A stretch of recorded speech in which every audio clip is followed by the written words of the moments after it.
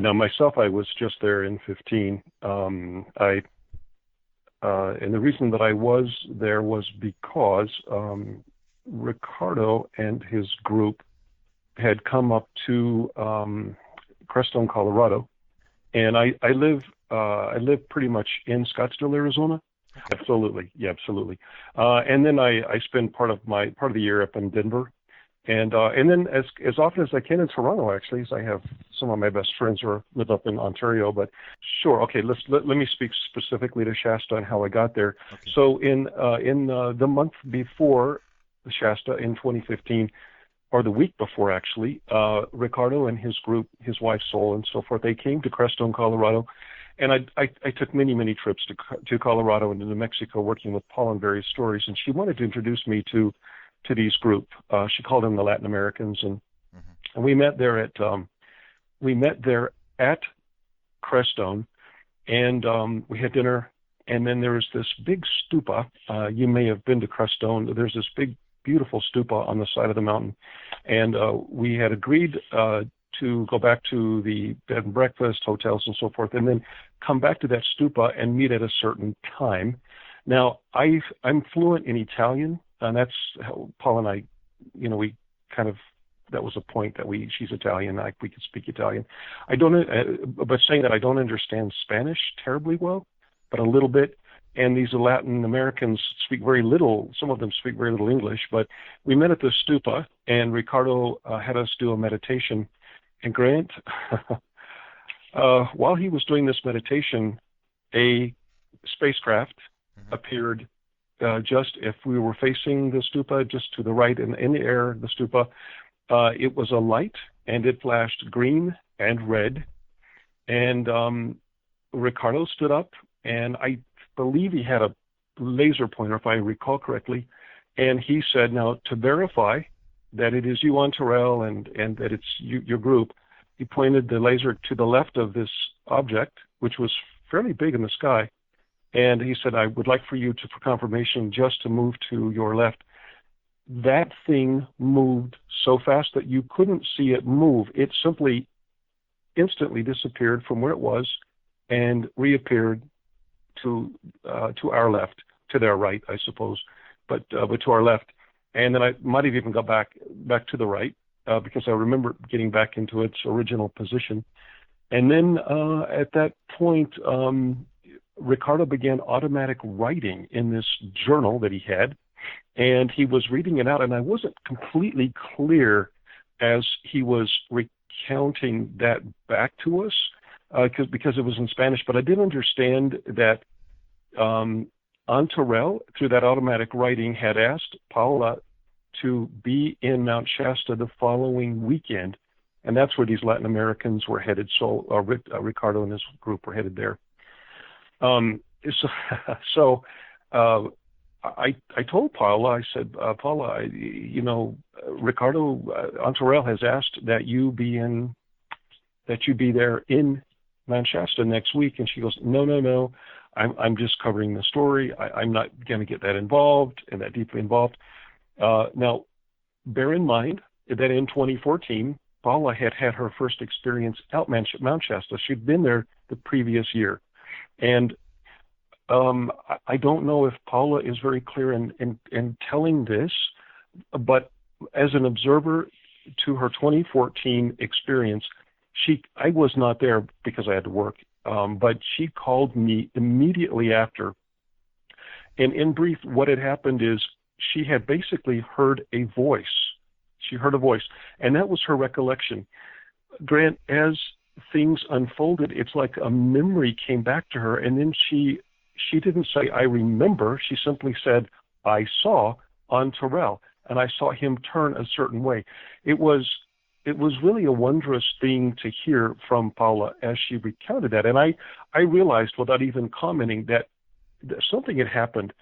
She went so far as she was absolutely terrified in 2014. And but something had happened, she recalled something. And I know that Mercedes said in 2014 that Paula completely disappeared. Paula was standing to her left, completely disappeared during that experience. Initially, she said that Antorel was standing behind a tree. She saw a light. She said she saw Saul standing to her right. Saul began to approach him to give him a hug.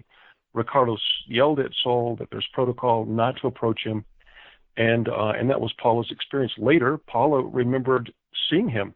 So something happened. They advanced her. They did something to her to quicken her in some way that she was able to actually see him and then later recall the memory, but without too much trauma. Well, going back, relating that 2014 experience, overlaying that onto the 2015 experience, Paula told me after the experience at the stupa that she wasn't going. She'd had her experience, so forth. So the folks, the Latin American folks left. I believe they all had a big car, van or a SUV. They went to California. It's a 1,200-mile drive from, or further, from Denver to Mount Shasta. I was in Colorado for the summer, and so the week that followed the Latin American folks leaving Crestone, I went back to our family home in Denver, and Paula went home to Boulder. And during that week, for some reason, my telephone kept repeatedly dialing Paula, even when I didn't have the phone, even when I didn't have it on me. My phone just repeatedly dialed and dialed and dialed her. It was crazy, 30, 40 times. And so during the week, I told Paula, I said, I'm going to drive up to see you. Let's have lunch. It's about a 100-mile drive from where I was. So I drove up, and we met at a Subway sandwich shop. And we were sitting there having lunch, and Paula had some preoccupation with the fact that she wasn't going. She was troubled that she wasn't going. She was agitated. And I said, Paula, well, you know what you were told to do. And she said, no, what? I said, and I reminded her, or evidently I told her because she obviously didn't remember or didn't hear. I said, when Ricardo was automatic writing, you were specifically instructed to be in Mount Shasta next weekend. And she just flipped. She got up. She couldn't sit down. She paced back. She said, oh, my gosh. And then we realized that my phone had been dialing her. She said, why have you called me so many times? And I said, I hadn't. And I looked, and I had all these calls my phone had just called her repeatedly. One little detail that I want to back up and share with you, Grant. In 2015 at Crestone, before we went to the stupa, I guess it was the night before, we all had met, and Ricardo said that Antarel was going to appear, that he would make some sort of visitation the next night at a specific time. And I believe the time was about 7:30, 7 or 7:30. And I thought, wow, that's pretty specific. I have experienced tremendous things myself on my own. I've had up-close sightings. I mean, things that would blow your mind.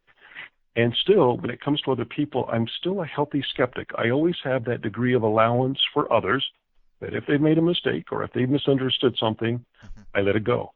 And that was kind of my impression at the time. I thought, well, I didn't know Ricardo. And I thought, okay, well, we'll see. We'll see. So then we went to the stupa.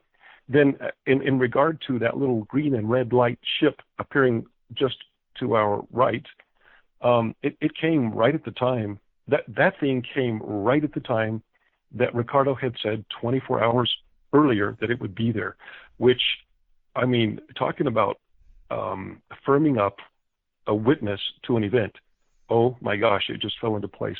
Okay, now jumping back to being in the Subway shop with Paula, she said, oh my gosh, I've got to go. I've got to be there. I've got to be there. And she said, will you drive me?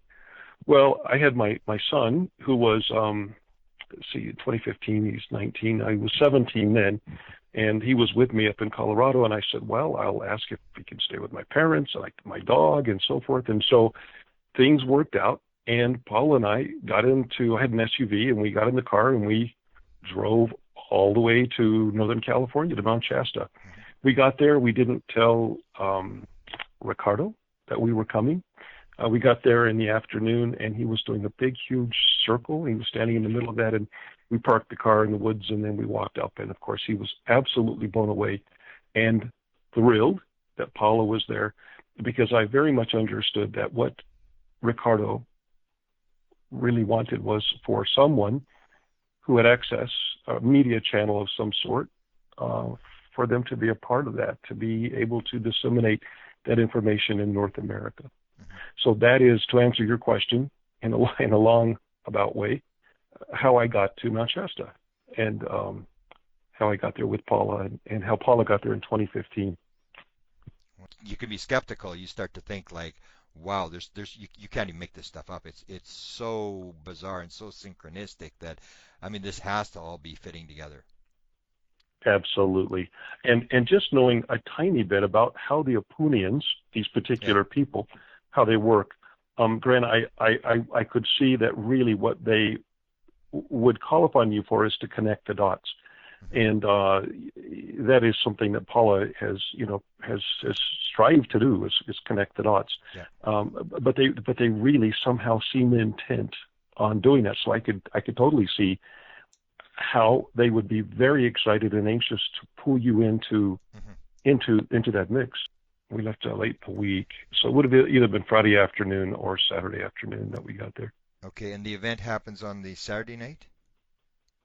Yes. Yep. It did. It happened that night. It did. So the same day you got there, it happened that evening? Yes, it did. Oh, okay. And so can you describe what happens in that event, or what your role is in that whole thing, how that takes place? Absolutely. So they were doing some sort of Ricardo's doing some sort of talk in Spanish, and people were all gathered around. I believe, my memory doesn't always serve me well, but I believe there are about 180 people present. And when we got there, Ricardo was so happy. He ran right out of the group and ran over and gave Paula a hug, gave me a hug. It was very, very, very warm and very inviting, and it was very nice.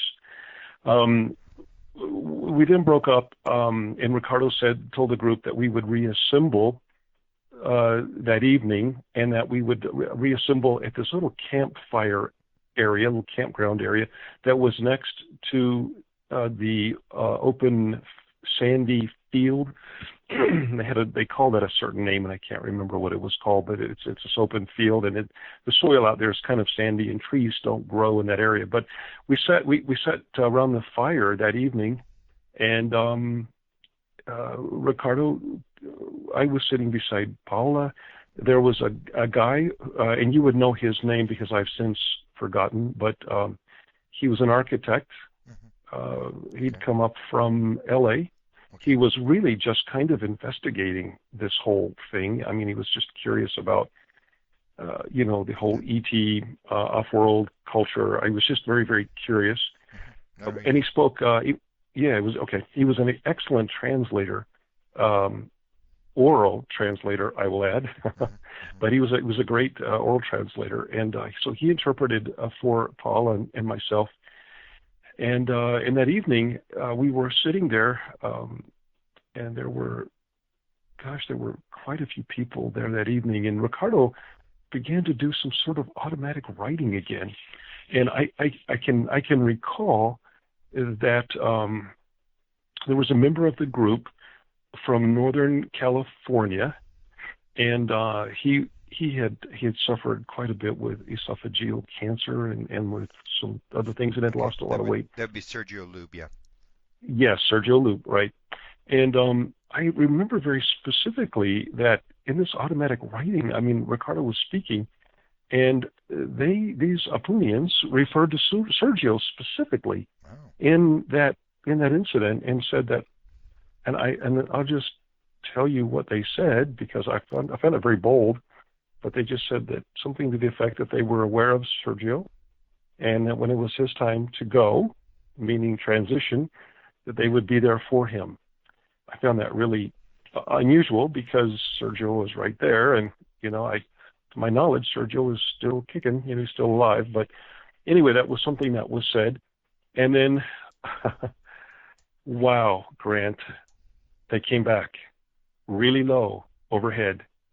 Same blue and green, red lights. They were predominantly red, but they came over and they stopped over the field, the campo. I don't know which what they were calling that, but the field area.